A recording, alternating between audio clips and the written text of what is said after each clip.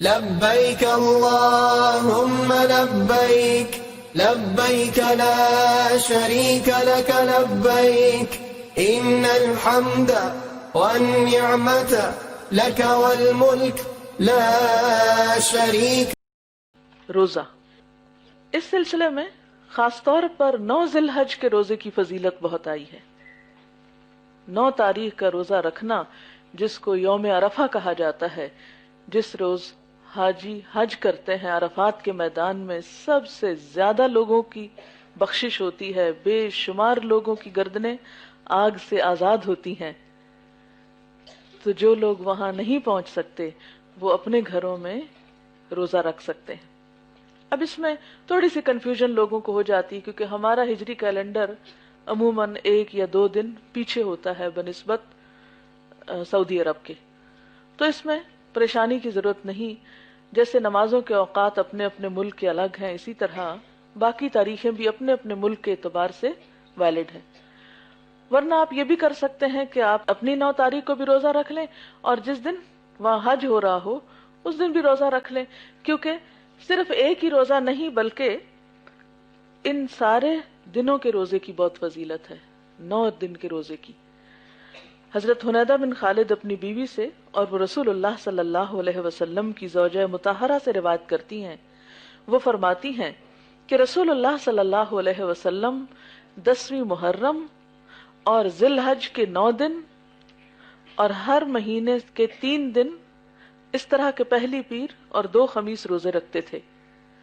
تو اس سے کیا پتہ چلتا ہے اس روایت سے کہ آپ صلی اللہ علیہ وسلم نے ان 9 دنوں کے بھی روزے رکھے ہیں، ٹھیک ہے نا؟ یعنی پورے 9 دن بھی آپ روزے رکھ سکتے ہیں۔ اگر ہمت نہیں تو ایک دن رکھ کے ایک دن چھوڑ بھی سکتے ہیں، پھر ایک دن رکھ لیں پھر ایک دن چھوڑ دیں، جیسے صوم داؤدی تھا۔ تو جو آپ کو سہولت ہو، ورنہ ایک دن کا روزہ تو لازمی رکھیں، اور وہ کیا؟ 9 ذی الحج کا۔ اس کا ثواب کیا ہے؟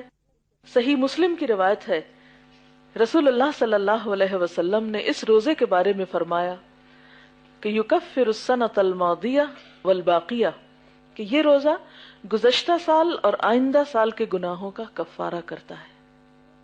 یہ روزہ 2 سال کے گناہوں کی معافی کا ذریعہ بنتا ہے،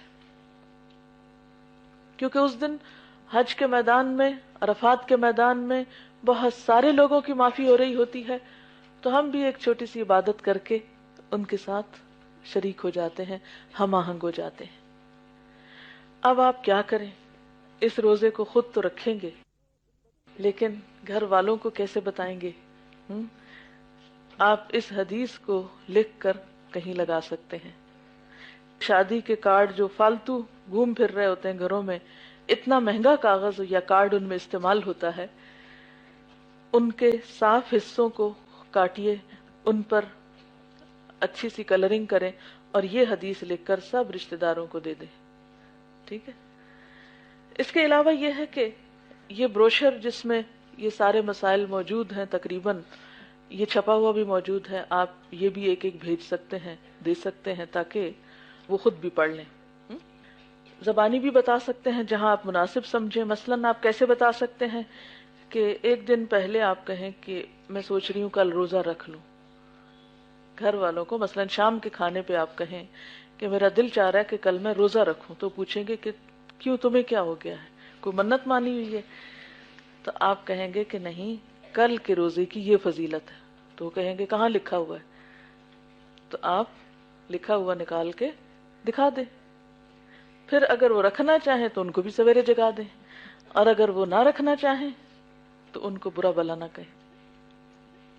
اب بات یہ ہے کہ اس روزے کو خالصتاً اللہ کی رضا کے لیے اور گناہوں کی بخشش کے لیے، اپنے گناہوں اور قصوروں کا اعتراف کرتے ہوئے اللہ تعالیٰ سے دعا بھی کریں اس دن، اور جب روزہ افطار ہو تو اس وقت پھر مزید دعا مانگیں انشاءاللہ تعالیٰ، تو یہ آپ کے لیے ایک بہت بہترین نیکی ہوگی۔